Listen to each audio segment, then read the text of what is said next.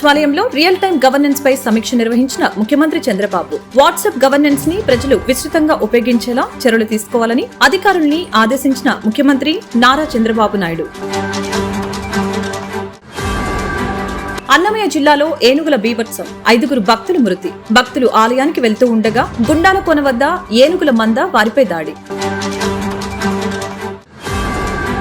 ఏపీలోని అన్నమయ్య జిల్లా గుండాలకోనలో ఉన్న శివాలయానికి వెళ్తున్న భక్తులపై ఏనుగుల గుంపు దాడి. ఘటనలో 5 మృతి, మరొక 2 గాయాలు. చనిపోయిన మృతుల కుటుంబాలకి 10 లక్షల పరిహారం ప్రకటించిన డిప్యూటీ సీఎం పవన్.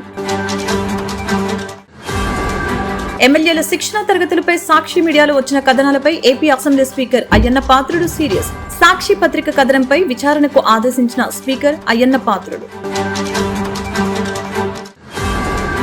ప్రపంచ చరిత్ర పుస్తకాన్ని రాసిన దగ్గుపాటి. చాలా కాలం తర్వాత చంద్రబాబు ఇంటికి వెళ్లిన దగ్గుపాటి వెంకటేశ్వరరావు తాను రాసిన ప్రపంచ చరిత్ర పుస్తక ఆవిష్కరణ కార్యక్రమానికి రావాల్సిందిగా చంద్రబాబును ఆహ్వానించిన దగ్గుపాటి.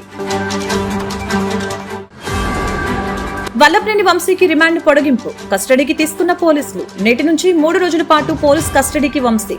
వైద్య పరీక్షల కోసం వంశీని ఆసుపత్రికి తీసుకువెళ్తున్న పోలీసులు. కళ్ల ముందే కుప్పకూలిన బ్రిడ్జి. దక్షిణ కొరియాలో 2 మృతి, 4 కార్మికులకి గాయాలు. మరొక 3 ఆచూకీ కోసం గాలింపు. శిథిలాల కింద చిక్కుకొని ఉండవచ్చని అనుమానం. తమిళనాడు మాజీ ముఖ్యమంత్రి దివంగత జయలలిత 77వ జయంతి. పోయాస్ గార్డెన్ లోని ఆమె నివాసానికి వెళ్లి నివాళులర్పించిన సూపర్ స్టార్ రజనీకాంత్.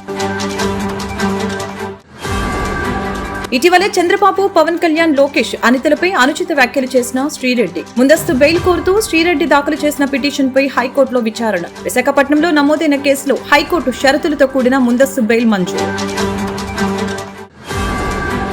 కుంభమేళ ఏర్పాట్ల అధ్యయనానికి ప్రయాగ్రాజ్ లో మంత్రి నారాయణ బృందం పర్యటన. కుంభమేళ ఏర్పాట్లు, రద్దీ నిర్వహణ, ట్రాఫిక్ నియంత్రణ, భద్రతా చర్యలపై మంత్రి నారాయణ బృందం అధ్యయనం.